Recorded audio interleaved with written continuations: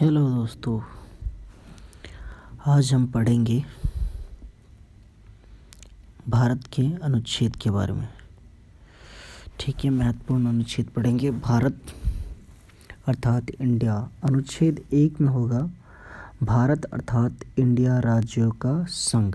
अनुच्छेद 2 में नए राज्यों का प्रवेश या स्थापना। अनुच्छेद 3 में राज्यों का निर्माण तथा सीमाओं या नामों में परिवर्तन।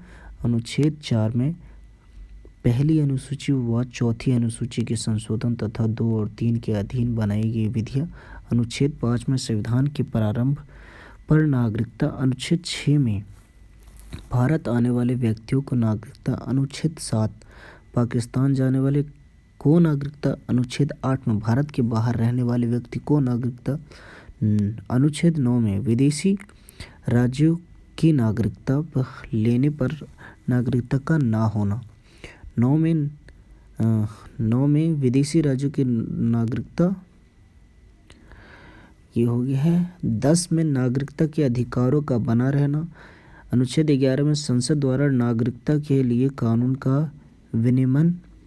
अनुच्छेद 12 में राज्य की परिभाषा।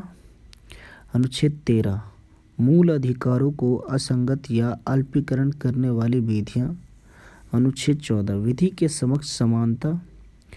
अनुच्छेद 15 धर्म, मूल वंश, जाति, लिंग या जन्म स्थान के आधार पर भेदभाव पर रोक। अनुच्छेद 16 लोक नियोजन में अवसर की समानता। अनुच्छेद 17 अस्पृश्यता का अंत। अनुच्छेद 18 उपाधियों का अंत। अनुच्छेद 19 अभिव्यक्ति की स्वतंत्रता। अनुच्छेद 29 सूचना का अधिकार। अनुच्छेद 20 अपराधों के दोष सिद्धि के संबंध में आरक्षण। अनुच्छेद 21 प्राण और दैहिक स्वतंत्रता का संरक्षण। अनुच्छेद 21 6 से 14 वर्ष के बच्चों का शिक्षा का अधिकार। नोट करिए, इसमें निजता का अधिकार भी अनुच्छेद 21 के अंतर्गत ही आता है। अनुच्छेद 22 कुछ दशाओं में गिरफ्तारी से संरक्षण। अनुच्छेद 23 मानव के दुर्व्यवहार, बेगारी एवं बलात् श्रम पर प्रतिबंध। अनुच्छेद 24